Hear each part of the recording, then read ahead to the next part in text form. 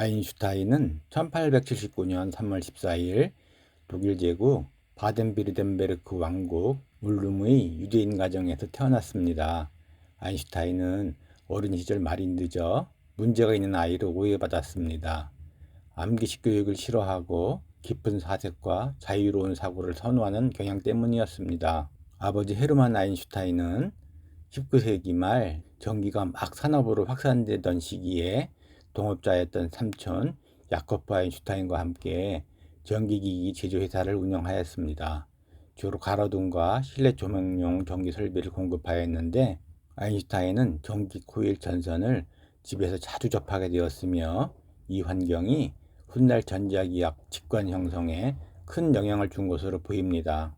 점차 독일 내 경쟁 심화와 경기 침체로 사업은 어려워졌고 이탈리아로 이전해 전기설비 수주 사업을 시도하였으나 결국 사업은 실패에 가까웠고 아버지 헤르만은 건강 악화로 아인슈타인이 23살이던 1902년에 사망하게 됩니다. 어머니 파울리네 코흐는 전업주부였으나 음악의 호가로 아인슈타인에게 5세 무렵부터 바이올린 교육을 하였습니다. 이는 전문 연주자 양성이 아니라 평생 지속될 음악 감수성과 사유의 습관을 심어주는 교육이었습니다. 초기 아인슈타인은 바이올린의 의미 없는 연습에 반감을 느끼지만 어머니는 강요에 가까운 훈련을 유지하였습니다. 어머니는 모차르트, 바흐 등의 구조와 균형이 분명한 고전 음악을 중심으로 교육했습니다.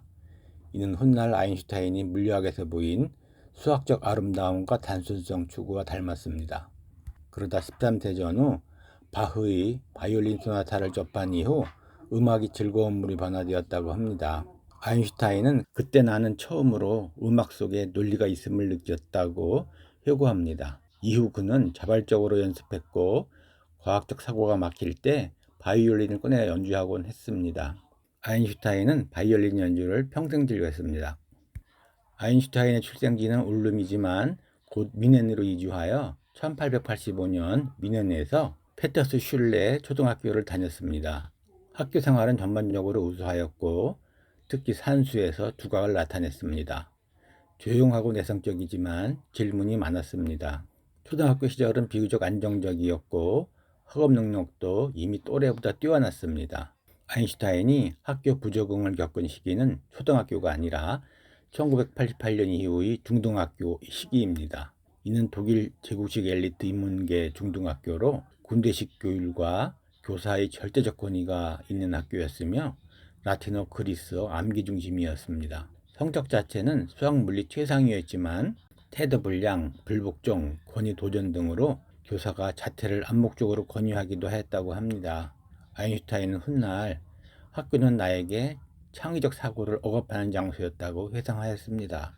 1894년 아버지의 사업 실패로 가족이 이탈리아 밀라노로 이주하지만 아인슈타인은 미넨에 홀로 남습니다. 그리고 곧 무단자퇴 형태로 학교를 떠납니다. 그리고 독일 국적을 포기합니다. 이 선택은 당시로선 대단히 이례적이고 위험한 결정이었습니다.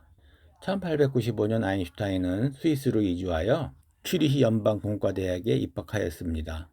약 5년간 무국적 상태로 있다가 1901년에 스위스 시민권을 취득했습니다. 전공은 수학물리교사 양성과정이었습니다. 이론물리학과 고급수학을 아주 깊게 다루는 커리큘럼으로 내용은 거의 이론물리학자 수준이라고 합니다. 아인슈타인은 이론 강의는 좋아했지만 실험, 출석, 형식적 과제에는 매우 무관심했습니다. 교수는 독립적이지만 비협조적이라는 평가를 했다고 합니다. 이 때문에 졸업 후 조교, 연구직 추천을 받지 못했고 연구직을 구하지 못해 방황하다가 결국 벨은 특허청으로 가게 됩니다. 이때 동급생 중 아인슈타인과 동일 강의를 수강하는 밀레바 마리치라는 유일한 여성 수강생이 있었습니다. 밀레바 마리치는 수학 이론 과목에서 매우 우수하였으나 실험 물리학에서 반복적으로 낮은 성적으로 최종 졸업 실험에서 2차례 낙제하여 결국 졸업장 취득에 실패합니다. 그녀는 훗날 첫 번째 부인이 됩니다. 아인슈타인은 1902년부터 7년 동안 스위스 베른 특허청 기술심사관으로 취직을 하여 낮에는 특허 심사를, 밤에는 물리 연구를 시작합니다.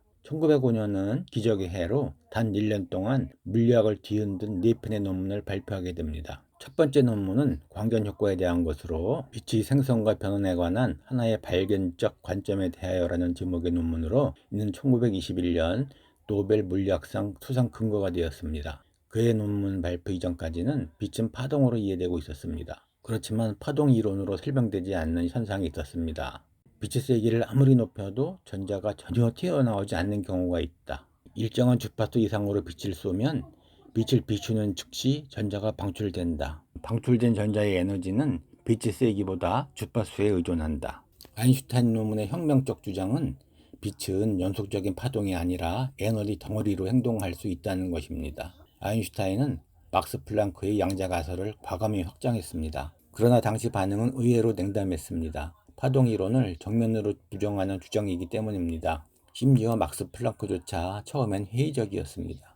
이 논문이 수용되기까지 10년 이상 걸렸습니다. 1910년 로버트 밀리컨의 정밀 실험으로 완전히 검증되었습니다.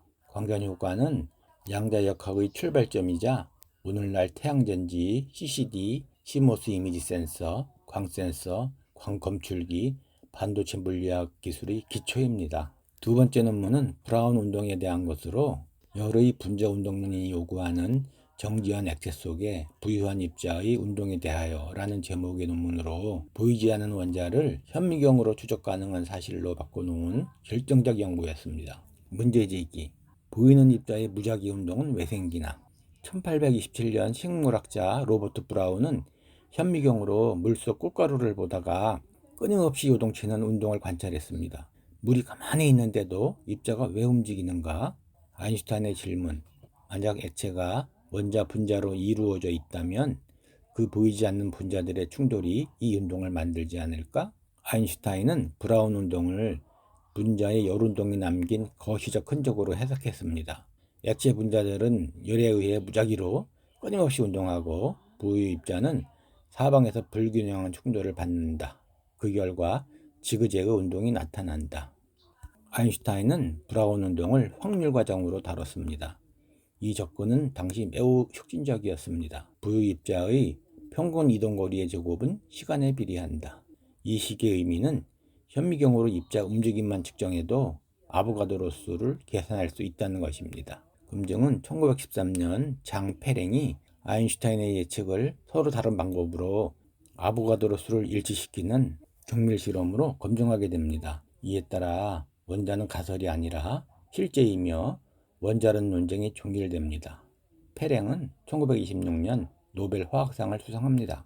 세 번째 논문은 특수 상대성 이론에 대한 것으로 움직이는 물체의 전기역학에 대하여 라는 제목의 논문으로 시간과 공간은 관찰자에 따라 달라지며 빛의 속도는 항상 일정하다는 것을 밝힌 연구입니다.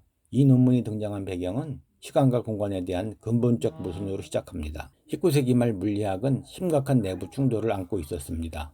충돌의 핵심은 뉴턴 역학과 맥스웰 전자기학의 모순에서 시작합니다. 뉴턴 역학은 시간과 공간은 절대적이어서 속도는 단순히 더해진다는 것입니다. 그러나 맥스웰 전자기학에서는 빛의 속도 C는 항상 일정하며 관측자와 무관합니다. 즉, 뉴턴 역학에 따르면 움직이는 관측자가 빛을 측정하면 빛의 속도가 달라져야 하지만 실제 실험은 그렇지 않다는 것을 보여줍니다.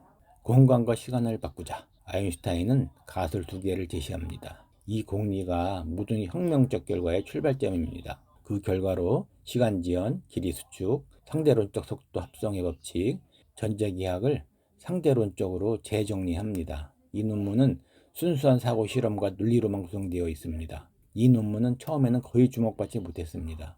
특정한 하루나 한 번의 실험으로 완성 증명이 된 것은 아닙니다. 자그마치 1905년 이후 약 100년 동안 단계적으로 반복 검증되며 확증되었습니다. 네 번째 논문은 질량 에너지 등가식에 관한 것으로 물체의 관성은 그 에너지 내용에 의존하는가? 라는 제목의 논문으로 특수 상대성 이론 논문과 별도의 짧은 후속 논문이며 단 몇 쪽 분량으로 E=mc 제곱이라는 물리학사 최대의 등식을 제시합니다. 아인슈타인의 질문은 만약 물체가 에너지를 잃거나 얻는다면 그 질량도 변하지 않을까? 이었습니다. 당시는 질량은 고정된 물체의 고유한 양이며 에너지도 운동, 열, 빛과 같은 상태량으로 질량과 에너지는 완전히 분리되어 있었습니다. 아인슈타인은 아주 간단한 사고 실험을 합니다. 정지한 물체가 같은 에너지의 빛 두 줄기를 서로 반대 방향으로 방출합니다. 관측자 A는 물체와 함께 정지해 있습니다. 방출된 빛 에너지는 E이고 물체는 에너지 E만큼 잃습니다. 관측자 B는 속도 V로 이동합니다. 그러면 상대론적 도플러 효과 때문에 빛의 에너지가 다르게 측정됩니다. 하지만 에너지 보존은 여전히 성립합니다. 이 두 관측자 설명을 동시에 만족시키려면 아인슈타인은 계산 끝에 다음을 넣습니다. 즉 물체가 에너지 E를 잃으면 질량이 C제곱분의 E만큼 감소. 이를 일반화하면 E 이꼬르 mc제곱입니다. 그러면 상대론적 에너지식은 E제곱은 mc제곱의 제곱 더하기 pc제곱이 됩니다. 발표 직후에는 거의 주목받지 못했습니다.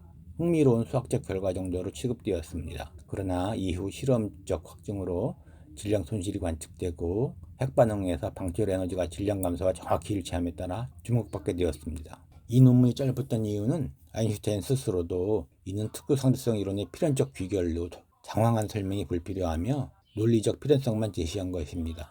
그러나 영향은 가장 컸습니다. 질량 에너지 등가식 논문은 물질은 고정된 실체라는 개념을 무너뜨리고 질량을 에너지의 응축된 형태로 재정의한 연구였습니다. 아인슈타인의 학계 경력은 짧은 기간에 여러 도시를 이동하며 급격히 상승한 것이 특징입니다. 아인슈타인은 1909년 큐리히 대학교의 이론 물리학 부교수로 임용됩니다. 강의 주제는 인력학, 전자기학, 분자운동론이었습니다. 하지만 실험물리 강의에는 여전히 소극적이었고 더 넓은 연구 환경을 원하게 됩니다. 1911년에는 프라하 카톨릭 대학교의 이론 물리학 정교수로 임명됩니다.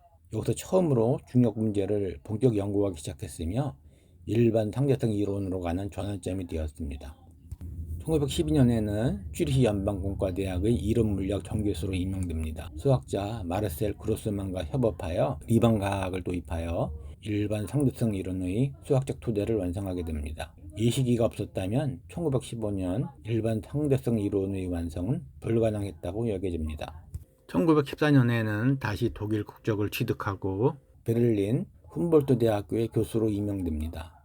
강의 의무는 최소화되고 프로이센 과학 아카데미 회원이자 카이저 비렐름 연구소 소장으로 재직합니다. 여기서 1933년까지 장기간 교수로 재직합니다. 연구에 전념할 수 있는 최상급 조건으로 1915년에 일반 상대성 이론을 완성하게 됩니다. 1919년에는 일식을 관측하면서 별빛이 태양 중력으로 휘는 현상을 확인하게 됩니다.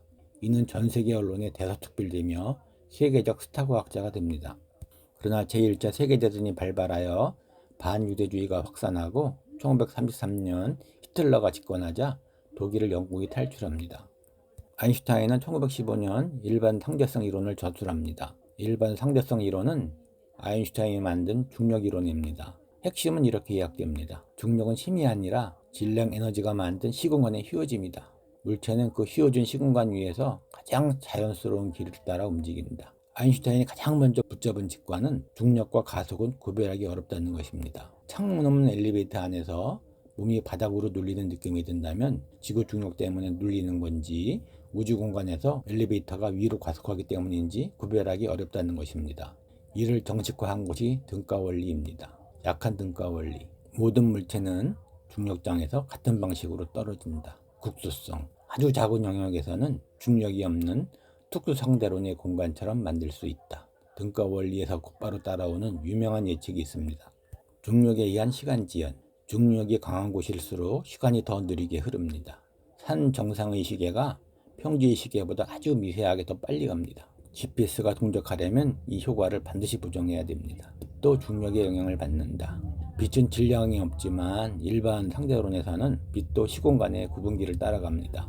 별빛이 태양 근처에서 휘어지거나 블랙홀 주변에서 강하게 휩니다. 일반 상대성 이론은 한 줄로 요약되는 방정식을 갖습니다.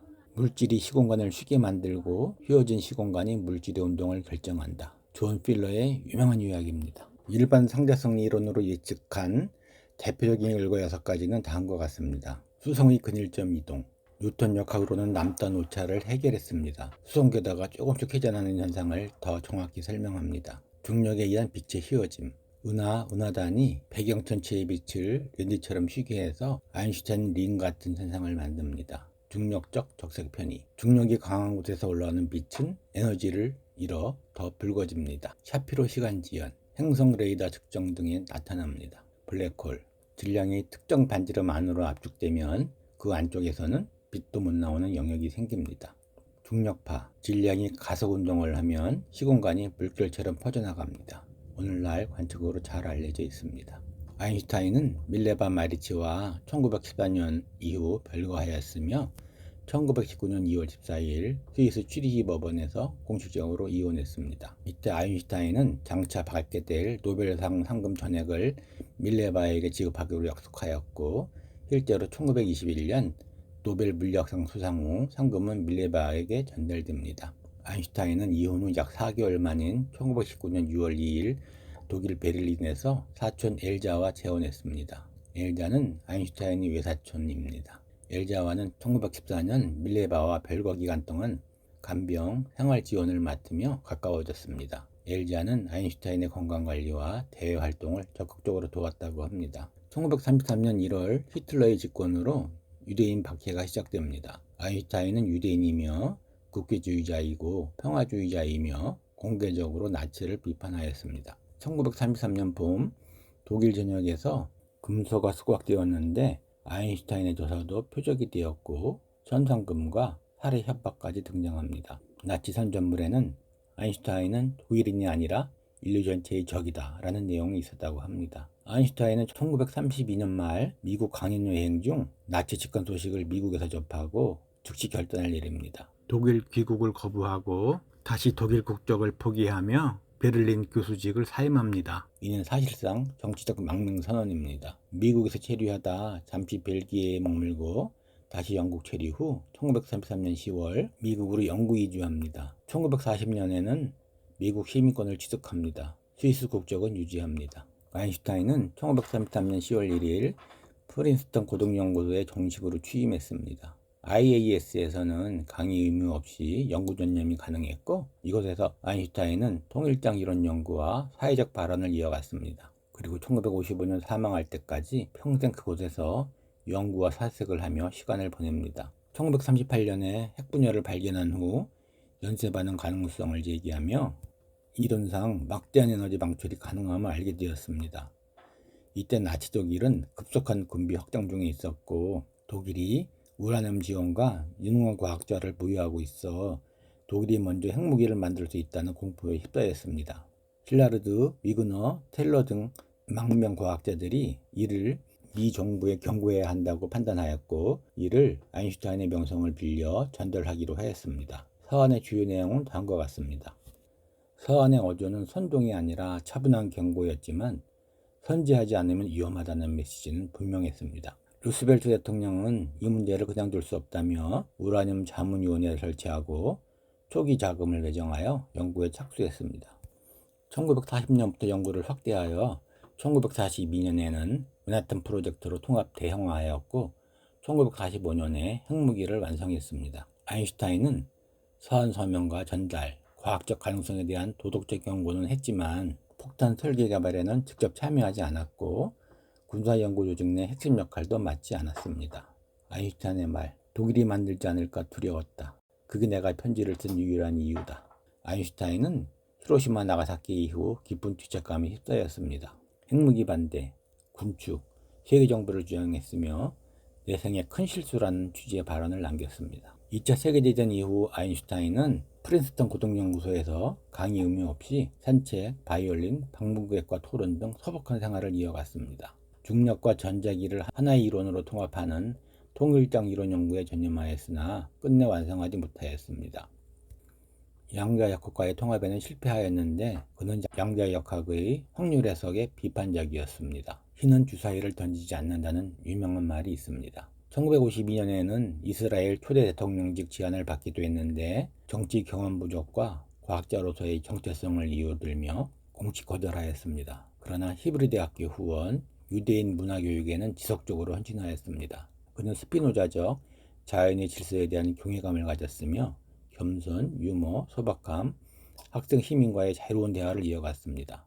가장 아름다운 경험은 신비를 느끼는 것이다. 그는 1955년 4월 18일 프리스턴에서 향년 76세로 별세하였습니다. 장례는 소규모 비공개로 진행되었으며 유해는 화장하였습니다. 사후 며칠 후 러셀과 함께 준비하던 러셀 아인슈타인 선언이 발표되어 과학자들이 핵무기 반대 연대를 촉구하기도 하였습니다. 상상력은 지식보다 중요하다. 아인슈타인은 단순한 천재과학자가 아니라 시간, 공간, 에너지, 그리고 인간의 책임을 함께 고민한 사상가였습니다.